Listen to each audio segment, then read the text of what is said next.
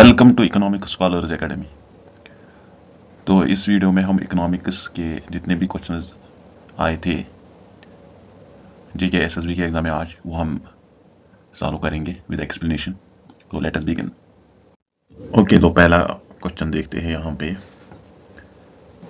Which of the following which of the below statement is correct. इसमें से हमें देखना था कि करेक्ट कौन सा है। पहला ऑप्शन क्या है, micro economics is primary concern with the overall economy. गलत है। माइक्रो इकोनॉमी के डील नहीं कर रही है ओवरऑल इकोनॉमी से, एग्रीगेट से डील नहीं कर रही है, it deals with the individual level. दूसरा क्या है, सेकंड, इंडिविजुअल मार्केट्स और the focus of micro economics. गलत। यहाँ पे उल्टा किया है इन्होंने, ओवरऑल इकोनॉमी फोकस कर रही है माइक्रो इकोनॉमिक्स पे, और इंडिविजुअल मार्केट जो है वो फोकस कर रही है किसमें, माइक्रो इकोनॉमिक्स में। दोनों ऑप्शन गलत है यहाँ पे। Government do not have any control over market price. गलत। गवर्नमेंट को कंट्रोल होता है, रूल्स होते हैं हमारे पास, लॉज होते हैं गवर्नमेंट के to control over market prices. ये भी ऑप्शन भी गलत ही है। डी क्या है, व्हेन इकोनॉमिस्ट्स स्टडी है मार्केट प्राइस। जब इकोनॉमिस्ट्स पढ़ रहे हैं मार्केट प्राइस को, their main goal is to figure out why price is what it is and how it might change. बिल्कुल सही, this is the right option. जब economics study कर रहे हैं किसकी, मार्केट प्राइस की, तो वहां पे वो क्या देख रहे हैं कि उनका गोल क्या रहता है कि ये प्राइस क्यों है, कैसे है और ये कैसे चेंज होगा। So this is the D is the right option. 92, what is the meaning of mixed economy. Mixed economy की मीनिंग क्या है। ये क्वेश्चन मैंने ऐसे ही डाला था 2 दिन पहले अपनी चैनल पे, कम्युनिटी लैब में, तो पता नहीं किस किस ने देखा होगा। मिक्स्ड हम उसको बोलते हैं, traditional and modern industries. Industry की बात नहीं हो रही है यहाँ पे मिक्स्ड इकोनॉमी में। Both public and private sectors, ठीक। Involvement of both foreign and domestic investors, no, नहीं।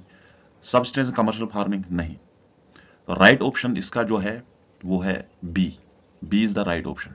Both public private sectors are involve. यहाँ पे दोनों सेक्टर्स क्या होते हैं, इन्वॉल्व मिक्स्ड इकोनॉमी में। Next question, which of the following is the relation that the law of demand defines. Law of demand किसको हम बोलते हैं। लॉ ऑफ डिमांड हमें दिखाता है रिलेशनशिप क्या है between price and quantity demand. Income and price of quantity demand, नहीं। किस किस के बीच में, price and quantity demand. Price and quantity आप कमोडिटी, बिल्कुल करेक्ट है। तो बाकी देखने ही नहीं है, income, quantity demand, quantity supply, no. तो B is the right option. What is GDP, gross domestic product. Gross domestic product क्या है देखेंगे, the total value of goods and services manufactured in the country. Total value, जितने भी goods and services manufacture होते हैं country में, उनका value. कौन सा वैल्यू, बहुत सारे होते हैं हमारे पास, फैक्टर, प्राइसेस, मार्केट वैल्यू। तो यहां पे नहीं दिया है, मेंशन ही नहीं है। The total value of all transactions, कौन से ट्रांजैक्शंस है आप ये भी याद आई, कुछ डाउट में है। The reduction in the total value, गलत है, रिडक्शन नहीं आएगा। The monetary value of all, बिल्कुल, the monetary value of all finished goods, final goods and services made within a country during a specific period, correct. तो ये market money value होता है finished goods and service के, जो भी produce होते हैं किसी टाइम में, चाहे आप एनुअली ले लो, 1 मंथ के ले लो, एनुअली ले, तो यूजुअली इंडिया में हम लेते हैं एनुअली, हम देखते हैं annually.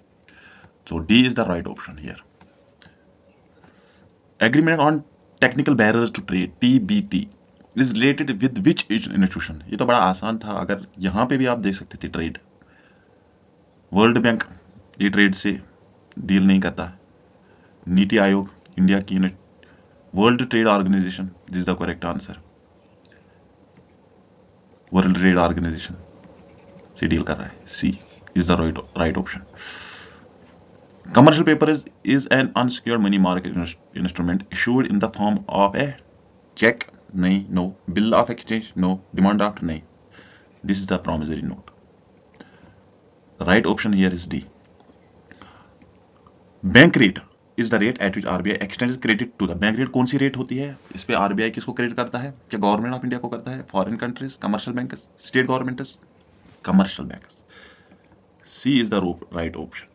Commercial bankers, bank rate वो रेट होती है जहां पे आरबीआई लोन देता है किनको? कमर्शियल बैंकर्स को। ठीक है, ओके। यहां पे which 5 year plan of India was based on Mahalanobis model.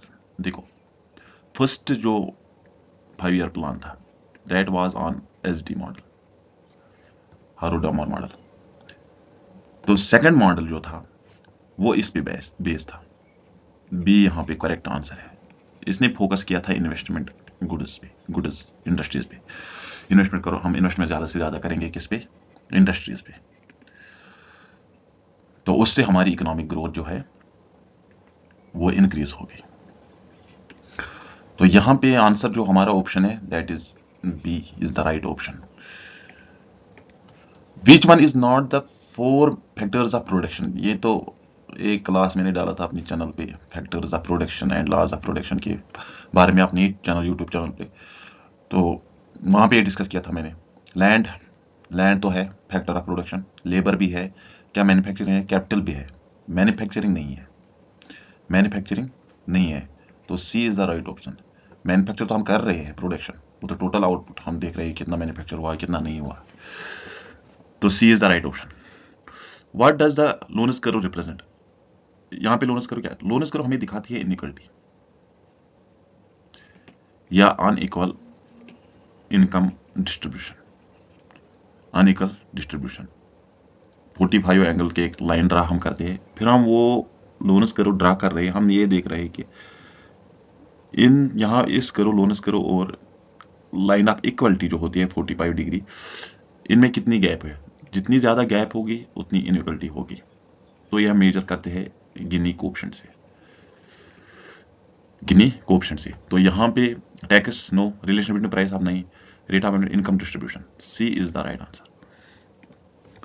The population growth rate means difference between growth of male and female. No, ये तो जेंडर गैप आ गया। Difference between the population urban areas नहीं। Number of births per 1000 person. No.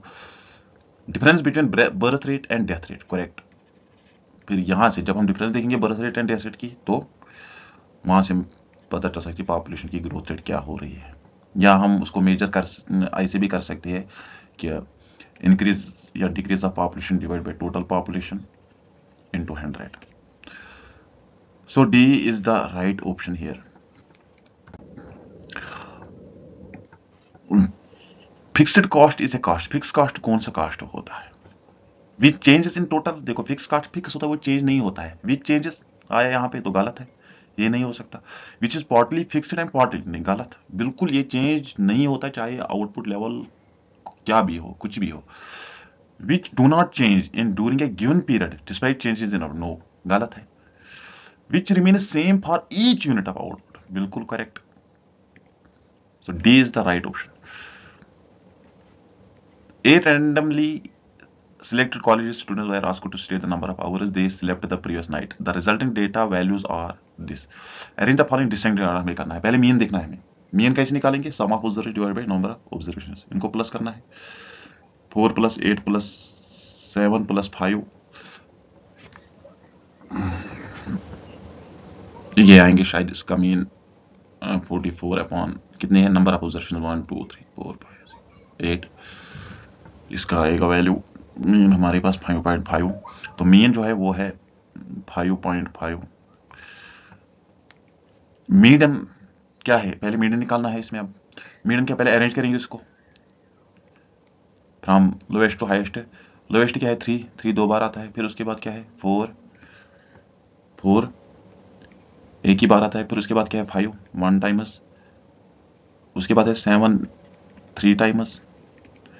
उसके बाद क्या है? 8। तो मीडियन जो है वो मिडल वैल्यू होता है। 3 यहां से भी कट होंगे, 3 यहां से भी कट होंगे। मिडल वैल्यू कैसे? 5 + 7। इनका मीडियन निकालना है। 5 + 7/2। 7 + 5 = 12/2। 6। मीडियन जो है वो 6 है। मोड निकालना है। मोड तो रिपीट हाईएस्ट कौन सा वैल्यू, हाईएस्ट वैल्यू जो रिपीट होता है सबसे ज्यादा, 3 भी होता है 2 बार, लेकिन 7 3 टाइम्स होता है, that mean 7 is the median, 7 is median. यहाँ पे इस पे तो मैंने यूट्यूब पे डाली है लेक्चर्स कैसे क्या करते हैं हम। 7 नंबर ऑफ रैंडम सैम्पलिंग कितने हैं, 8 है, दिया है।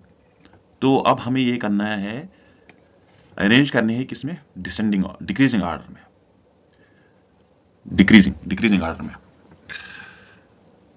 पहले बड़ा वाला लेना है, फिर उससे छोटा छोटा छोटा। सबसे हाईएस्ट कौन सा है, 8, फिर उसके बाद 7, फिर उसके बाद 6, फिर उसके बाद 5.5। डी सी बी ए, पहला डी आएगा, फिर 3 4, D C B A, C is the right option. तो ये था इकोनॉमिक्स पोर्शन का जो आज के एग्जाम में आए थे। Thank you for watching.